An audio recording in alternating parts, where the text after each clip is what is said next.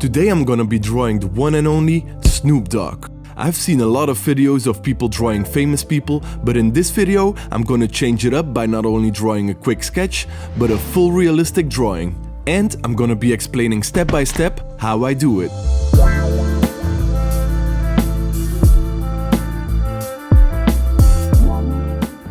We are gonna sketch the shape of this head using the Loomis method. If you want to learn more about this technique, I'll leave a link in the description to a video where I explain this in more detail. We start off with a circle, which I normally do freehand, but this time I'm using a compass if you are still struggling to do this. Next up, we slice off the edge for the side of the head. I draw the line in the middle which curves around the sphere. I draw crossing lines to show the direction.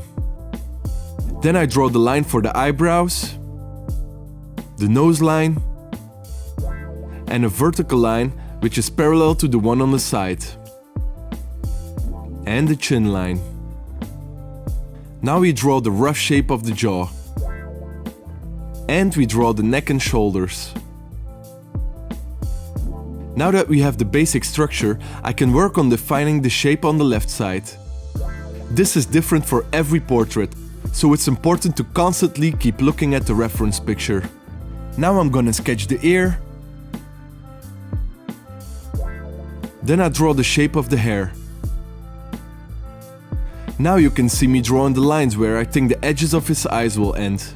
This can be challenging for a beginner, but that's why you have to constantly keep comparing your drawing with your reference and make sure that you have all the shapes in place before you start shading. Here I'm drawing the nose and the mouth. I'm splitting the lower half in 3 parts, as I can see that this is where the lips touch and where his chin begins. Then I sketch the shape of his mustache. At this point, you can erase some of the guidelines. And here I'm drawing the shape of his eyes. This is an important step, so make sure you get it as close as possible to the actual shape before putting in any of the details. Now I'm drawing the details of the ear, and here I'm drawing the eyebrows and the wrinkles around the eyes. So, when you're at the point where you're satisfied with the general shape of your sketch, we can start by blocking in some of the darker parts. This will help us with establishing how dark the other shading is going to be.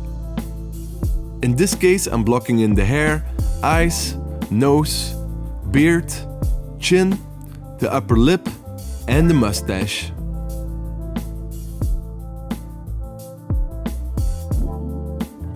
Now I can start shading in some of the midtones and the lighter parts. Be sure to keep looking back and forth between your drawing and the reference, because even in this stage we can still spot mistakes and be able to correct them.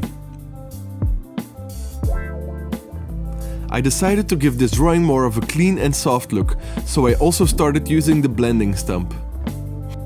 Be sure to start using it at this early stage, as it won't work as well to only blend at the end. You have to see your blending stump as part of the shading process and not just an afterthought, to make your shading smoother. That's why for the rest of my drawing I will keep changing my pencils and blending stump.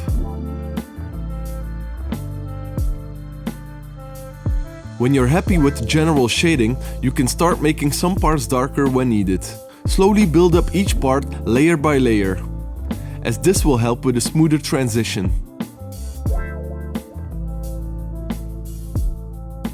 Also, I'm starting to define some of the details like the eyebrows, mustache, and the beard. It's important to keep building up your drawing step by step and not start off with the details. Getting your shapes and tones right is the first step which you cannot skip.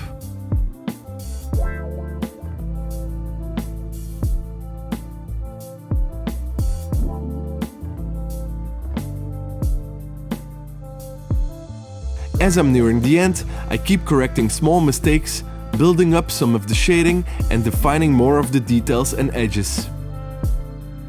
Keep in mind that you can use the blank white paper as the lightest part. You don't have to shade in every square inch of the drawing.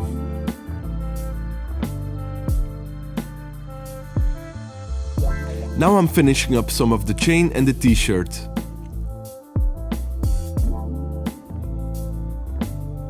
At this point we have everything in place, but it didn't feel quite finished to me. So I decided to keep working on it for a few more minutes.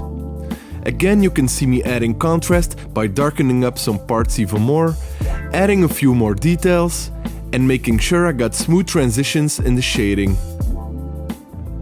Also, you can see me using my eraser to clear up some of the smudges and remaining sketch lines.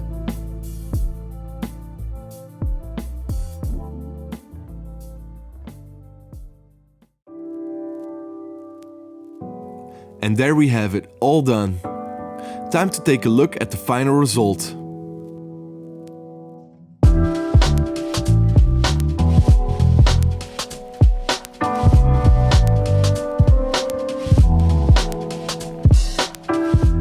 If you like this video and you want to learn more, feel free to like and subscribe. See you in the next one.